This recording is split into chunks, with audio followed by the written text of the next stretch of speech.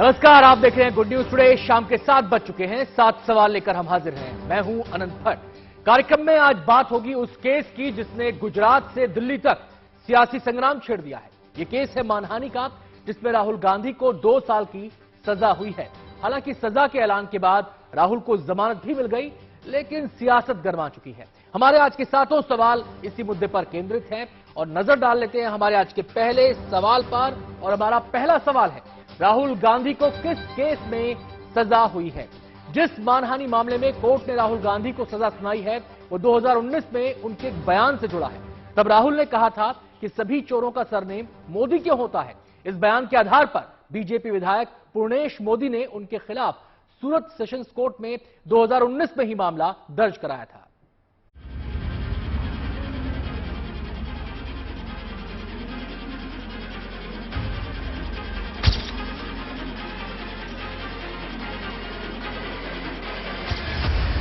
कांग्रेस के पूर्व अध्यक्ष और वर्तमान में वायनाड से सांसद राहुल गांधी को आज सूरत की एक अदालत ने 2 साल की सजा सुनाई है। वर्ष 2019 में चुनाव प्रचार के दौरान कर्नाटक की एक सभा में दिए गए विवादित बयान के मामले में सुनवाई करते हुए अदालत ने उन्हें मानहानि का दोषी करार देते हुए सजा सुनाई। 4 साल पुराने मामले में आज सूरत की अदालत में राहुल गांधी दिन के करीब 11 बजे कांग्रेस नेताओं के साथ पेश हुए। इसके थोड़ी देर के बाद अदालत में जज दाखिल हुए और उन्होंने अपने फैसले का ऐलान करते हुए राहुल गांधी को धारा 499 और 500 के तहत दोषी करार दिया। जैसे राहुल जी कोर्ट रूम में एंटर हुए 2 मिनट में जज साहब ने डिक्लेयर कर दिया डाइस पर से कि मैं आपको 499 और 500 में आपको गुनहगार जाहिर करता हूँ। मतलब he has been convicted under section 499 and section 500 of the IPC। दरअसल मानहानि का ये मामला वर्ष 2019 का है, जब कांग्रेस नेता राहुल गांधी ने कर्नाटक में एक रैली में आपत्तिजनक टिप्पणी करते हुए कहा था कि अपमानजनक टिप्पणी पर सभी चोरों का सरनेम मोदी क्यों होता है। राहुल के इस बयान को पूरे मोदी समाज का अपमान बताते हुए बीजेपी विधायक पूर्णेश मोदी ने उनके खिलाफ सूरत सेशन कोर्ट में 2019 में ही मामला दर्ज कराया था। इसी मामले में अदालत ने आज फैसला सुनाया। सजा के दौरान राहुल गांधी खुद कोर्ट में मौजूद थे। जो मामला है, मामला राहुल गांधी के खिलाफ मानहानि का दर्ज किया गया था। पूर्णेश मोदी के जरिए ये मामला दर्ज किया गया था। जब 11 बजे इस मामले में जज ने सीधा राहुल गांधी को दोषित करार देते हुए राहुल गांधी को ही कटहरे में बुलाया। जब कोर्ट ने राहुल को दोषी करार दे दिया तब सजा को लेकर दोनों ओर से बहस शुरू हुई। राहुल गांधी को कटघरे में बुलाया गया। अदालत ने पूछा कि आपको कुछ कहना है। तब राहुल ने कहा कि मैंने भ्रष्टाचार के खिलाफ बात की है, मेरे बयान से किसी को नुकसान नहीं पहुंचा। वो प्रोसेस हुई, उसमें पहले राहुल जी को कटोरे में बुलाया गया कि आपको क्या कहना है। राहुल जी ने बताया कि मैं राजकीय नेता हूं और राजकीय नेता की हैसियत से देश में जो भ्रष्टाचार हो रहे हैं वो भ्रष्टाचार को खुला करना मेरी प्राथमिक फर्ज है और मैं भ्रष्टाचार खुला करने के लिए ही बोला था और कुछ नहीं बोला। और मैंने मेरी जो फर्ज है ये फर्ज निभाई है, मैंने और कुछ नहीं किया। बहस के दौरान राहुल गांधी की तरफ से न तो दया की बात कही गई और न ही राहुल ने माफी मांगी। उसके बाद वकील साहब के ओर से दलील हुई, उसमें ये बताया गया कि भाई हम कोर्ट से कोई माफी नहीं मांगते, हमें कोई दया नहीं चाहिए। लेकिन जो राहुल गांधी की ओर से कहा गया कि हमें दया नहीं चाहिए। जी, स्पष्ट शब्द में कहा गया कि हमें दया नहीं चाहिए। अच्छा, उन्होंने माफी मांगने से बिल्कुल भी इनकार कर दिया। माफी मांगने का सवाल, इनका कन्विक्शन हो ही गया है तो माफी मांगने का कोई गुंजाइश ही नहीं है। माफी मांगने से सजा कम नहीं हो सकती। बहस के दौरान याचिकाकर्ता की ओर से दलील दी गई कि राहुल गांधी को सुप्रीम कोर्ट की ओर से चेतावनी दी गई, लिहाजा उन्हें कड़ी से कड़ी सजा दी जाए। इसके बाद कोर्ट ने उन्हें 2 साल की सजा का ऐलान कर दिया। दोनों ही पक्षों की ओर से दलील पेश की गई, यानी पूर्णेश मोदी के वकील और जो राहुल गांधी के वकील हैं उनके जरिए दलील पेश की गई और उसके बाद कोर्ट के जरिए राहुल गांधी को पे जो सजा का अनाउंसमेंट है वो सजा का अनाउंसमेंट हुआ। करीब दोनों ही पक्षों की जो दलील है वो 20 मिनट के आसपास चली और राहुल गांधी को 2 साल की सजा का अनाउंसमेंट किया गया। हालांकि सजा सुनाने के बाद राहुल गांधी के वकील की तरफ से कोर्ट में जमानत याचिका पेश की गई, जिसे अदालत ने स्वीकार कर लिया और उन्हें जमानत दे दी गई। जमानत दे दी, साथ में सजा को 30 दिनों के लिए स्थगित भी कर दिया। हालांकि कांग्रेस के जो नेता थे कहीं ना कहीं उनको आशंका थी कि हो सकता है कि सजा का अनाउंसमेंट हो जाए और उसी के चलते वो जो जमानत याचिका है वो भी तैयार करके लेकर आए थे, जिन्होंने कोर्ट के अंदर ये दायर की। कोर्ट के जरिए राहुल गांधी को 30 दिनों की जमानत दी गई और उसके बाद अगर बात की जाए तो अब गुजरात कांग्रेस के लीडर्स जो है उनका ये कहना है और जो कानूनी जानकार है वो भी ये मानते हैं कि अब इस मामले में राहुल गांधी की ओर से जो उपली अदालत है उसमें इस जजमेंट को चैलेंज किया जाएगा।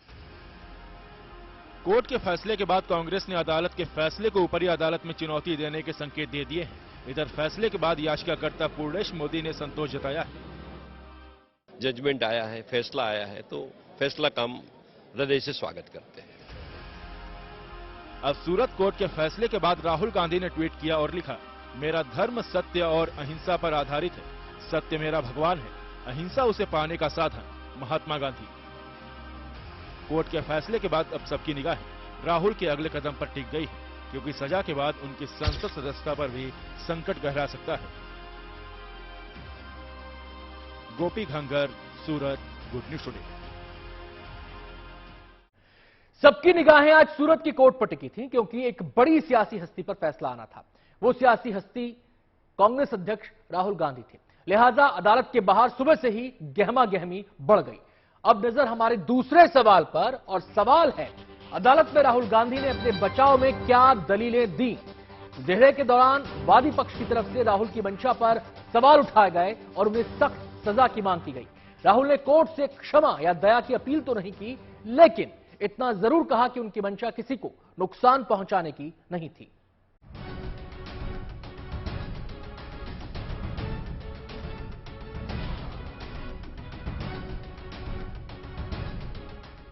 सूरत में कोर्ट के बाहर गहमा गहमी के बीच जब राहुल गांधी कोर्ट में पेश हुए, सबकी निगाहें उनके जवाब पर टिकी हुई थी। राहुल गांधी को अदालत ने गुनहगार ठहरा दिया तो राहुल गांधी को कटघरे में बुलाया गया। राहुल गांधी ने जज के सामने ये जरूर कहा कि किसी को ठेस पहुंचाने की उनकी मंशा नहीं थी, लेकिन उन्होंने कोर्ट से क्षमा या दया की अपील नहीं की। कोर्ट ने उन्हें 2 साल की सजा सुनाने के साथ साथ उन्हें 30 दिनों के लिए जमानत भी दे दी है, ताकि वो फैसले के खिलाफ अपील कर सके। अच्छा, 2 साल की सजा सुनाई गई है, उसके बाद बेल के लिए अप्लाई किया। अब आगे का स्टेप कांग्रेस की ओर से क्या रहेगा? जो प्रोसीजर है सीआरपीसी के मतलब 3 साल की सजा के लिए कोर्ट ऑर्डिनरीली सस्पेंड करती है कि उसको सस्पेंड करना चाहिए, ऐसे जोगवाई हैं सीआरपीसी में। ये 2 साल की सजा थी तो सस्पेंशन तो होना ही था। नेक्स्ट जो स्टेप होगा वो अपील करनी है सेशंस कोर्ट में। राहुल गांधी के मामले में याचिकाकर्ता पूर्णेश मोदी के वकील ने तर्क दिया कि आरोपी राहुल गांधी ने सुप्रीम कोर्ट में लिखित माफी मांगी थी और सुप्रीम कोर्ट ने उन्हें भविष्य में ऐसा न करने की चेतावनी भी दी थी।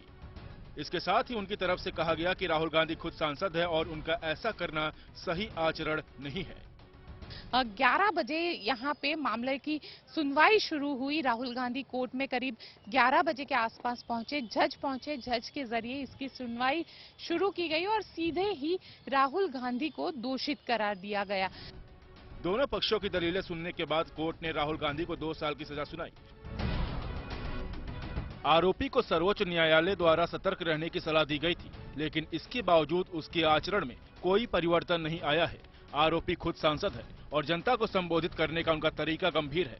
ऐसे में उनकी कही गई बातों का व्यापक प्रभाव है और उनके अपराध में बहुत गंभीरता है। यदि आरोपी को कम दंड दिया जाता है तो इससे जनता में गलत संदेश जाएगा और मानहानि का मकसद भी प्राप्त नहीं होगा।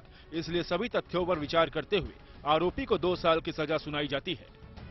ठीक है, वकील ने बोला कि राहुल जी को 2018 में सुप्रीम कोर्ट ने वार्निंग दिया था कि माफी मांगी थी कि आपका कंडक्ट भविष्य में ठीक रहे। वो बात बताते हुए उसने मैक्सिमम सेंटेंस के लिए फरियादी के वकील ने दलील की। लगता है अभी जजमेंट हाथ में नहीं आया कि उनकी दलील कोर्ट ने मान ली है और 2 साल की सजा सुनाई दी है। अपने बयानों को लेकर राहुल गांधी पहले भी विवादों के साथ साथ कानूनी मुसीबतों से घिरे रहे हैं। 2019 के लोकसभा चुनाव प्रचार के दौरान राहुल गांधी ने चौकीदार चोर है का नारा दिया। राहुल ने फ्रांस के साथ राफेल लड़ाकू विमान के सौदे में घोटाला होने का दावा किया था। साथ ही कहा था कि सुप्रीम कोर्ट ने भी मान लिया है कि चौकीदार चोर है। हालांकि बाद में उन्होंने सुप्रीम कोर्ट से बिना शर्त माफी मांग ली थी। इतना ही नहीं, अभी भी राहुल अपने विवादित बयानों को लेकर कानूनी मुकदमों का सामना कर रहे हैं। 2014 में राहुल गांधी आरएसएस पर आपत्तिजनक टिप्पणी करने के मामले में महाराष्ट्र के भिवंडी में मुकदमे का सामना कर रहे हैं। मोदी सरनेम पर विवादित टिप्पणी के मामले में उन पर सूरत के अलावा रांची और पटना में भी मुकदमे चल रहे हैं। पिछले साल सावरकर पर टिप्पणी करने के मामले में एक लखनऊ के वकील ने उनके खिलाफ मामला दर्ज कराया था। राहुल गांधी को 2 साल की सजा मिलने के बाद जनप्रतिनिधित्व कानून के तहत उनकी संसद सदस्यता पर भी खतरा मंडराने लगा है। हालांकि कांग्रेस ने सूरत कोर्ट के फैसले को ऊपरी अदालत में चुनौती देने की बात कही है। गोपी घांगर, सूरत, गुड न्यूज टुडे। इस मामले को लेकर सियासी नोकझोंक तो लंबे समय से हो रही है, लिहाजा जैसे ही राहुल को सजा का ऐलान हुआ, चारों तरफ हलचल मच गई। कोर्ट ने राहुल की 2 साल की सजा सुनाई, लेकिन साथ ही उन्हें जमानत भी दे दी। ऐसे में उनके पास अपनी सजा के खिलाफ अपील करने का अधिकार मिल गया। लिहाजा हमारा तीसरा सवाल अब आपके सामने है। हमारा सवाल है, राहुल गांधी के पास आगे क्या विकल्प है? आगे देखते हैं इस बारे में क्या बता रही हैं हमारी संवाददाता गोपी घांगर।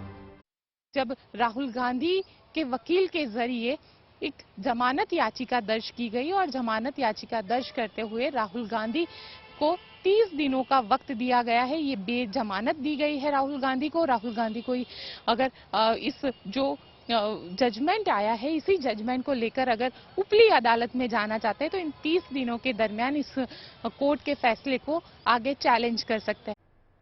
मानहानि केस में राहुल को सजा के ऐलान के बाद इसके असर का नापतौल भी शुरू हो चुका है। सजा को लेकर अलग अलग नजरिए से व्याख्या हो रही है। सजा के ऐलान के कुछ देर बाद ही कुछ लोग जन प्रतिनिधित्व कानून के तहत राहुल की सदस्यता को लेकर ही कयास लगाने लगे। हमारा चौथा सवाल इसी से जुड़ा है और हमारा सवाल है, क्या सजा के बाद राहुल की संसद सदस्यता जा सकती है? आइए देखते हैं इस पर क्या कह रहे हैं सुप्रीम कोर्ट के वकील नीरज गुप्ता। अगर आप एमपी एमएलए ऑलरेडी हैं तो जैसे ही कन्विक्शन आता है उस केस में आपकी जो सदस्यता है उसी समय आप डिस्क्वालीफाइड हो जाते हो, तो आपकी सदस्यता आपकी चली जाती है। उस समय क्वालिफाइड हो गए, अगर आपने सदस्यता खो दी तो दोबारा सदस्यता आप जिस तरीके से जिस प्रोसेस से चुन करके आए थे वही हो सकता है। एक बार वैकेंट होने के बाद ऑटोमेटिकली आपकी सिचुएशन इंप्रूव नहीं है। संसद को उस पर एक्शन लेने के लिए 3 महीने की मोहलत है, छूट है, कुछ ऐसा? मेरे हिसाब से संसद को जब एक बार लिली थॉमस में सुप्रीम कोर्ट ने ये कह दिया कि इमीडिएट इफेक्ट से हो गया तो वो ऑटोमेटिकली हो गई डिस्क्वालिफिकेशन। अब उसके बाद एक फॉर्मल ऑर्डर संसद पास करती है या नहीं करती, लेकिन उनकी पोजीशन जो स्टेटस होगा वो ये होगा, विद इमीडिएट इफेक्ट जैसे कन्विक्शन होता है he will lose his position, और वो पोजीशन बहाल नहीं हो सकती ऑटोमेटिकली कि किसी ने स्टे कर दिया। जैसे ही राहुल को सजा का ऐलान हुआ, उनकी सदस्यता और सियासी भविष्य को लेकर कयास लगने लगे और आधार बनाया गया जन प्रतिनिधित्व कानून को। नजर हमारे 5वें सवाल पर जो इसी से जुड़ा है, और सवाल है, क्या है जन प्रतिनिधित्व कानून जिसके तहत रद्द होती है सदस्यता? इस कानून के बारे में विस्तार से बता रहे हैं सुप्रीम कोर्ट के वकील नीरज गुप्ता। सीधे सीधे कहें तो लिली थॉमस के जजमेंट के हिसाब से जो 2013 में आया, उस जजमेंट में ये व्यवस्था दी गई कि इमीडिएट इफेक्ट से जैसे ही कन्विक्शन आपका होता है आप अपनी एमपी एमएलए या एमएलसी की सीट को खो देते हैं। और उसके पहले की जो व्यवस्था थी लिली थॉमस के जजमेंट के पहले की, वो रिप्रेजेंटेशन ऑफ पीपल एक्ट का सेक्शन 8 सब सेक्शन 4 कहता था कि ये फाइनलिटी जब तक ना हो जाए किसी कन्विक्शन की, तब तक आप उस पद पर बने रह सकते हैं। तो व्यवस्था आज के समय में लिली थॉमस के जजमेंट के बाद एकदम क्लियर है कि आप अपनी सदस्यता विद इमीडिएट इफेक्ट जैसे ही जजमेंट आता है, कन्विक्शन होता है आपका और सजा आपकी 2 साल से ऊपर की है या 2 साल की है, तो आप अपनी सदस्यता उसी समय विद इमीडिएट इफेक्ट होगी। जिस बयान के आधार पर राहुल गांधी को मानहानि मामले में सजा हुई है, उसे लेकर बीते 4 साल से सियासत हो रही है और तब से ही यह मुद्दा सियासी गलियारों में खींचतान का विषय बना हुआ है। एक बार फिर से इस पर सियासी रस्साकशी शुरू हो गई है। हमारा छठा सवाल अब आपके सामने है और हमारा सवाल है, राहुल की सजा के बाद क्यों छिड़ा कांग्रेस बीजेपी में संग्राम?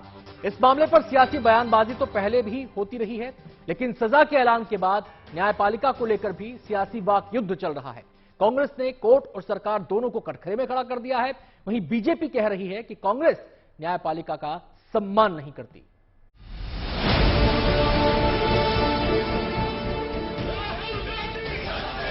राहुल गांधी जी, आप देश को कब तक मिसलीड करेंगे? पहले से ये लोग जज को बदलते गए, हमको तो अंदाजा लग रहा था। क्या कह गए कि कोर्ट को बार बार बदला जाना था? बदला गया? You don't trust the court also. Congress नेता राहुल गांधी को लेकर इन दिनों हंगामा मचा हुआ है। पिछले एक हफ्ते तक संसद में राहुल गांधी के नाम पर घमासान मचा रहा। ये मामला अभी शांत नहीं हुआ था कि राहुल गांधी को सूरत की अदालत से बड़ा झटका लगा है। मोदी सरनेम पर टिप्पणी के मामले में आज सूरत की कोर्ट ने कांग्रेस नेता राहुल गांधी को दोषी करार देते हुए 2 साल की सजा सुनाई है। कोर्ट के फैसले के बाद अब इस मुद्दे पर सियासत शुरू हो गई है। कोर्ट के फैसले से नाराज देश के कई राज्यों में कांग्रेस कार्यकर्ता सड़कों पर आ गए और प्रदर्शन करने लगे। हालांकि कांग्रेस कोर्ट के इस फैसले को ऊपरी अदालत में चुनौती देने की तैयारी में है, तो वहीं बीजेपी को राहुल गांधी पर हमलावर होने का ये बड़ा मौका मिल गया, जिसे भुनाने में बीजेपी कोई कोर कसर नहीं छोड़ना चाहती। कांग्रेस और बीजेपी के बीच सियासी तकरार कोई नई बात नहीं है, लेकिन कोर्ट के फैसले पर एक तरफ जहां कांग्रेस न्यायिक प्रक्रिया के तहत आगे बढ़ने का ढिंढोरा पीट रही है, तो वहीं दूसरी तरफ कांग्रेस अध्यक्ष मल्लिकार्जुन खड़गे ने कोर्ट और सरकार को ही कटघरे में खड़ा कर दिया। उनका आरोप है कि राहुल गांधी पर फैसले से पहले कोर्ट के जजों को बार बार बदला गया है। पहले से ये लोग जज को बदलते गए, ये सारी चीजें करते गए, हमको तो अंदाजा लग रहा था, लेकिन हम कानून में विश्वास रखने वाले हैं, जुडिशरी में विश्वास रखने वाले हैं और कानून के तहत ही हम लड़ेंगे। क्या यह चैलेंज किया जाएगा फिर से सूरत कोर्ट का फैसला? नहीं, कानून के तहत ही लड़ेंगे। राहुल गांधी के इस मुद्दे पर बीजेपी आक्रामक मूड में है। मल्लिकार्जुन खड़गे के बयान पर बीजेपी नेता रविशंकर प्रसाद ने पलटवार किया और आरोप लगाते हुए कहा कि कांग्रेस कानून को जेब में रखना चाहती है। आश्चर्य लगा उनके राष्ट्रीय अध्यक्ष खड़गे साहब के कमेंट पर। क्या कह गए कि कोर्ट को बार बार बदला गया। You don't trust the court also. Congress party एक न्यायपालिका को भी अपने जेब में रखना चाहती है। खड़गे साहब कांग्रेस पार्टी के राष्ट्रीय अध्यक्ष हैं। He must make responsible comments. क्या कहना चाहते हैं कि बार बार जज को बदला गया? It is a serious issue of contempt also.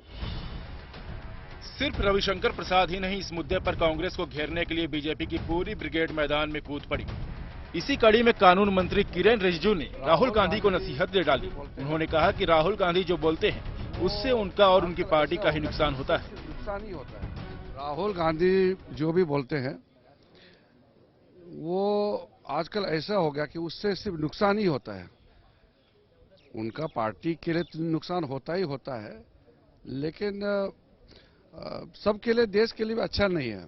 और कांग्रेस के कुछ एमपी और कांग्रेस के कुछ नेता मुझे बताया, आज भी बताया, कि राहुल गांधी का जो रवैया है उसके वजह से सब खराब हो गया। उनके पार्टी भी डूब रहा है और साथ साथ में बाकी को भी नुकसान होता है। अब बीजेपी के इन आरोपों का जवाब देने के लिए कांग्रेस के वरिष्ठ नेता अशोक गहलोत ने मोर्चा संभाल लिया और उन्होंने बीजेपी पर एक के बाद एक काउंटर अटैक किए।